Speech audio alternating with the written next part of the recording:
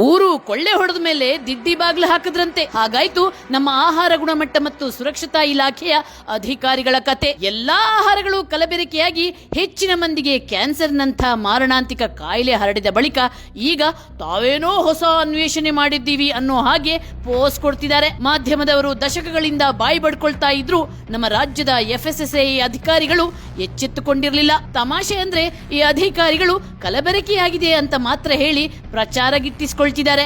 ಆದ್ರೆ ಪ್ರಾಮಾಣಿಕವಾಗಿ ಈ ಆಹಾರ ಮಾಫಿಯಾದ ವಿರುದ್ಧ ಯಾವ ಕ್ರಮವನ್ನೂ ಕೈಗೊಳ್ಳುತ್ತಿಲ್ಲ. ಹಾಗಾಗಿ ಈ ಕಲಬೆರಕೆ ಮಾಫಿಯಾ ಇನ್ನಷ್ಟು ಅಟ್ಟಹಾಸ ಮೆರೆಯುತ್ತಿದೆ. ಇದಕ್ಕೆ ಸ್ಪಷ್ಟ ಉದಾಹರಣೆ ಬೇಳೆಯೊಳಗಿನ ಕಲಬೆರಕೆ. ದಶಕಗಳಿಂದ ಡೆಡ್ಲಿ ಬಣ್ಣ ಬಳಕೆ. ಮಾಫಿಯಾ ಮಂದಿ ತೊಗರಿ ಬೇಳೆಗೆ ಅತ್ಯಂತ ಅಪಾಯಕಾರಿ ಬಣ್ಣವನ್ನ 2 ದಶಕಗಳಿಂದ ಮಿಕ್ಸ್ ಮಾಡಿ ಜನರಿಗೆ ತಿನ್ನಿಸ್ತಿದ್ದಾರೆ. ಕೇಸರಿ ಬೇಳೆಗೆ ಕ್ಯಾನ್ಸರ್ ಕಾರಕ ಟಾಟ್ರಜೈನ್ ಎಂಬ ವಿಷಕಾರಿ ಬಣ್ಣ ಮಿಕ್ಸ್ ಮಾಡ್ತಿದ್ದಾರೆ. ಈ ರೀತಿ ಬಣ್ಣ ಮಿಕ್ಸ್ ಮಾಡಿದ ಬೇಳೆಯನ್ನು ನಿರಂತರವಾಗಿ ಸೇವನೆ ಮಾಡ್ತಾ ಇದ್ರೆ 3 ರಿಂದ 90 ದಿನದ ಒಳಗೆ ಮನುಷ್ಯರಿಗೆ ಪಾರ್ಶ್ವವಾಯು ಸಮಸ್ಯೆ ಬಾಧಿಸಲಿದೆ. ಅಲ್ಲದೆ ಲೆಥರಿಸಂ ಅಂದ್ರೆ ಒಬ್ಬ ವ್ಯಕ್ತಿಯ 2 ಕಾಲಿನ ಮಾಂಸ ಮೂಳೆ ನ್ಯೂನ್ಯತೆಗೊಳಗಾಗುವ ಸಾಧ್ಯತೆ ಇದೆ.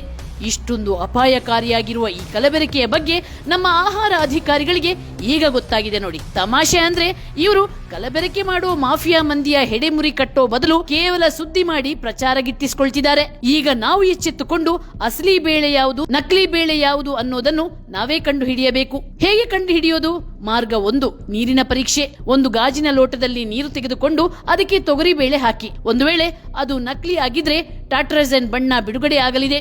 ಒರಿಜಿನಲ್ ಆಗಿದ್ರೆ ಬಣ್ಣ ಬಿಡೋದಿಲ್ಲ. ಮಾರ್ಗ 2, ಪುಡಿ ಮಾಡಿ ಬಿಸಿ ಮಾಡಿ. ಬೇಳೆಯನ್ನ ಪುಡಿ ಮಾಡಿ 5 ನಿಮಿಷಗಳ ಕಾಲ ಉಗುರು ಬೆಚ್ಚಗಿನ ನೀರಿನಲ್ಲಿ ಹಾಕಿ. ಆಗ ಕೃತಕ ಬಣ್ಣ ಬಿಟ್ರೆ ಅದು ನಕಲಿ ಎಂದರ್ಥ. ಕೊನೆಯದಾಗಿ ಮಾರ್ಗ 3, HCl ಪರೀಕ್ಷೆ. ತೊಗರಿ ಬೇಳೆಯನ್ನು ಪುಡಿ ಮಾಡಿ 2 ಹನಿ ಹೈಡ್ರೋಕ್ಲೋರಿಕ್ ಆಮ್ಲ ಸೇರಿಸಿ. ಆಗ ಬಣ್ಣ ಬಿಟ್ರೆ ಅದರಲ್ಲಿ ಕೃತಕ ಬಣ್ಣ ಬೆರಕೆಯಾಗಿದೆ ಎಂದರ್ಥ. ಈ ಸರಳ ಸೂತ್ರಗಳನ್ನ ಪಾಲಿಸಿ ನಿಮ್ಮ ಆರೋಗ್ಯವನ್ನು ನೀವೇ ಕಾಪಾಡಿಕೊಳ್ಳಿ.